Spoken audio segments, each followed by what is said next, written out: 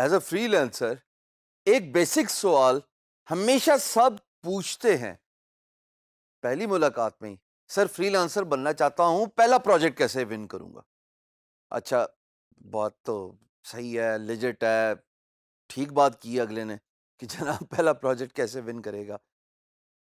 Even though ہم بڑی تفصیل سے تمام سٹیپ بائی سٹیپ وہ باتیں کر کے آئے ہیں، وہ چیزیں سیکھ کے آئے ہیں جو بینیفیشل ہوں گی ہمارے لیے سکسیسفل ہونے as a free lancer.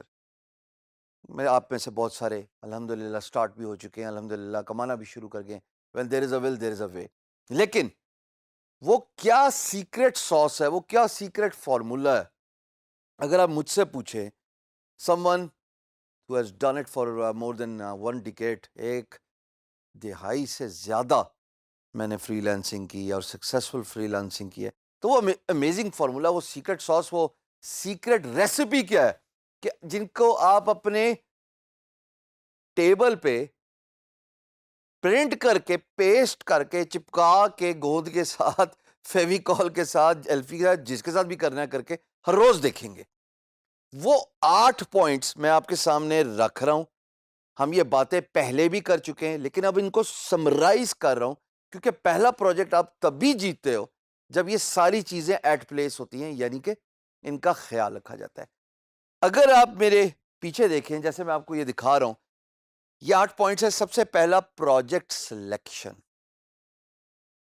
Project selection کا مطلب ہے کہ میں وہی پروجیکٹ سلیکٹ کروں گا جہاں پہ مجھے لگے گا کہ میں فلی کیپیبل ہوں، اکوپڈ ہوں اس پروجیکٹ کو کمپلیٹ کرنے میں، میرے پاس وہ اسکل سیٹ ہے اور میں ایبسلیوٹلی کانفیڈنٹ ہوں کہ میں اس پروجیکٹ کو اٹھاؤں تو کروں گا بھی سکسیسفل، اور اس کے بعد کلائنٹ کو خوش بھی کروں گا، اور کلائنٹ کو جناب ٹائم فریم کے اندر، بجٹ کے اندر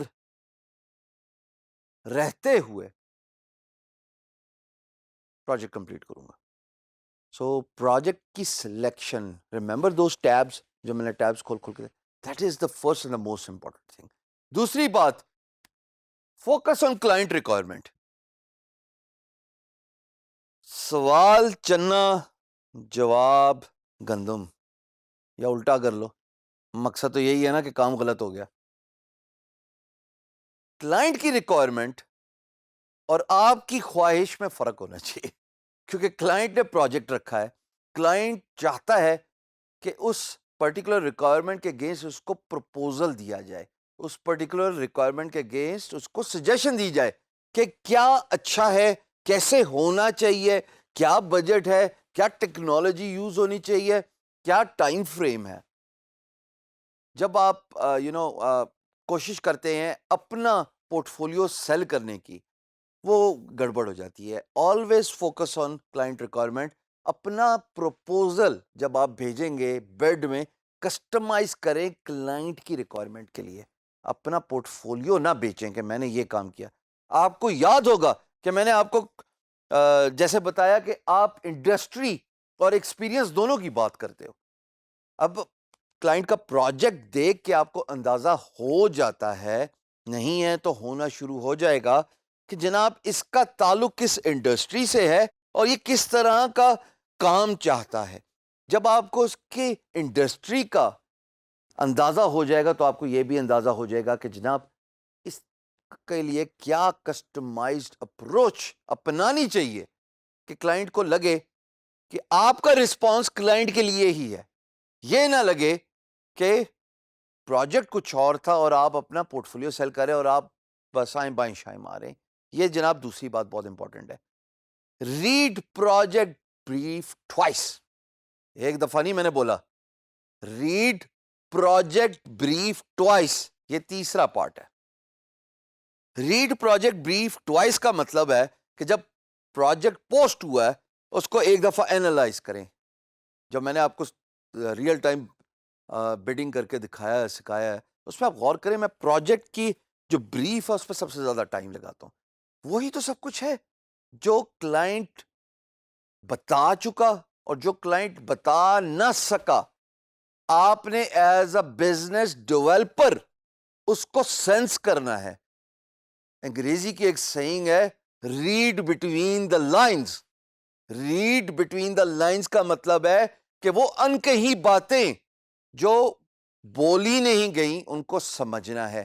تو کلائنٹ کا جو پروجیکٹ ہے، پلیسمنٹ ہے، بریف، جو بھی آپ اس کو کہنا چاہیں، اس کو 2 دفعہ پڑھیے. آپ کو کچھ نہ کچھ ایسا ضرور ملے گا جس کے وجہ سے سوال نکل سکتا ہے. اور سوال پوچھنے کا فائدہ کیا ہوتا ہے؟ پی ایم بی کھلتا ہے. پی ایم بی کھلنے کا فائدہ کیا ہوتا ہے؟ کہانی آگے چلتی ہے، گفت و شنید آگے چلتی ہے.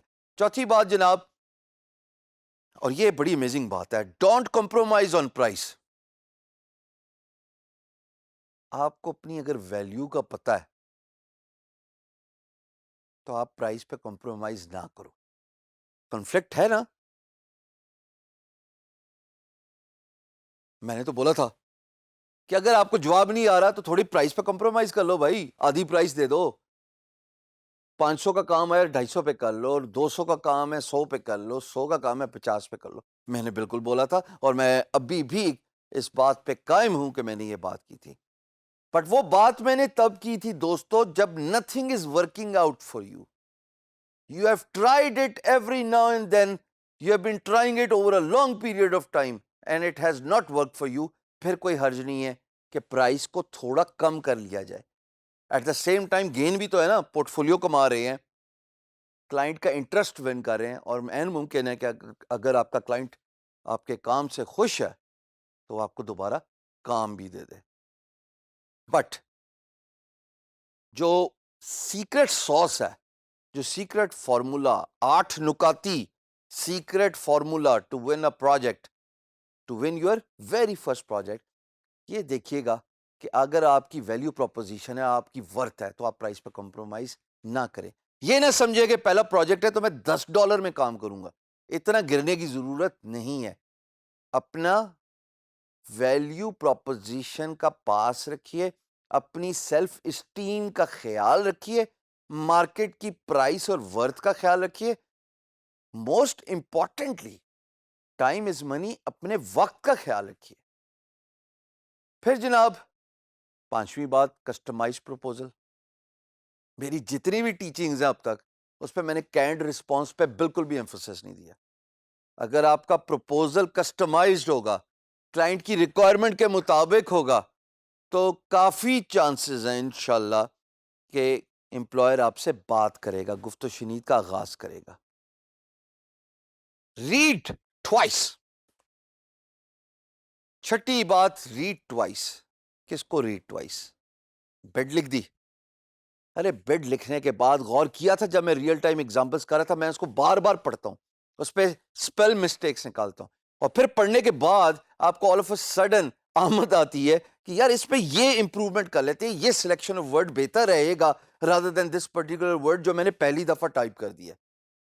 یہ آپ کو تب بھی احساس ہوگا، سمجھ آئے گی، کریٹیوٹی اپنے بڈ پرپوزل رسپانس میں لے کے آئیں گے جب آپ اپنے پرپوزل کو، اپنے بڈ کو پڑھیں گے 2 دفعہ. Read twice. انگریزی کی ایک سیئنگ ہے تھنک ٹوائس. تھنک ٹوائس کا مطلب ہے کہ یہ ایک فلاسفیکل ٹرم ہے کہ جو بھی کام کرو 2 دفعہ سوچو. سو اپنے پرپوزل بڈ کو 2 دفعہ پڑھیے. جناب اس کے بعد امیزنگ فارمولا. یہ تو میں آستینوں اوپر کر کر کے تھک گیا ہوں، اب تک تو سمجھ لگ جانی چاہیے. 7ویں نمبر پہ میں نے اس کو بیس کیا ہے. اس کی بیس رینکنگ کی وجہ میں نے کیوں رکھی ہے؟ اس کی رینکنگ کی وجہ میں نے یہ اس لیے 7ویں نمبر پہ رکھا ہے کہ اگر آپ اوپر بڈ کا پروپوزل سٹرکچر کلائنٹ کی ریکوائرمنٹ کے مطابق کر بیٹھے تو 50% دوستو آپ نے اپنا کام کر دیا. آفر تو جاتے جاتے ہیں نا، سیل سیل سیل، 99.99، 199.99، ہے وہ 200 ہی یا ہے وہ 100 ہی، بٹ جسٹ اے سائیکولوجیکل ایفٹ. تو یہ جو سائیکولوجیکل امپیکٹ ہے یہ فری موک اپ کے زمرے میں آتا ہے، امیزنگ آفر کے زمرے میں آتا ہے، اور اس پہ ہم بڑی ڈیٹیل سے بات کر چکے ہیں. جناب last but not the least, اور یہ اس پہ میرا ہنسنا بنتا ہے کیونکہ میں نے خود اتنی بے وقوفی کی ہے اور بڑی مشکل سے پھینٹا کھا کے پھینٹا کیسے کھایا؟ بڈ ضائع کی، ٹائم ضائع کیا، پیسہ ضائع کیا، ایکسٹرا بڈز بھی لیں، اور ہمیشہ پریشان ہوتا تھا جواب کیوں نہیں آتا. میں اپنے ارلی ڈیز کی بات کر رہا ہوں. اور پھر وقت کے ساتھ سمجھ لگی کہ جناب خط نہیں لکھنا. اگر امپلائر نے ایک بہت بڑا پروجیکٹ پلیسمنٹ رکھا ہوا ہے اور اس پروجیکٹ بریف میں بڑے ڈیٹیل سے بتایا کہ ان کو کیا چاہیے، آپ رسپانس میں اتنا ہی بڑا خط یا ایسے نہیں لکھیں گے. آپ نے سمرائز کرنا ہے. Remember we talked about this in one of the videos کہ آپ کو کلائنٹ کی پروجیکٹ بریف لے کے اپنے الفاظ میں اس کو کنسائزلی سمرائز کرنا ہے. That is where employer will understand کہ you have read their project placement, their project brief. آپ کو سمجھ لگ گئی اور آپ نے اپنے الفاظ میں اس کو سمرائز کیا ہے، اینالائز کیا ہے، اسیس کیا ہے پروجیکٹ کو. یہ 3 ورڈز ہیں: سمرائز، اینالائز اور اسیس. یہ ایز اے فری لینسر آپ پہ بہت لازم ہے، ضروری ہے کہ آپ امپلائر کے پروجیکٹ بریف کو ان تینوں مراحل سے گزاریے. وقت کے ساتھ ہوگا آف کورس، لیکن یہ بہت ضروری ہے کہ آپ ایک لمبا خط جواب میں نہیں لکھیں گے. دوستو یہ ہیں وہ 8 پوائنٹس جو امیزنگ فارمولا میں نے ورڈ یوز کیا تھا at the start of the video, وہ سیکرٹ ساس جو آپ کو مدد دے سکتے ہیں in winning your first client as a فری لینسر.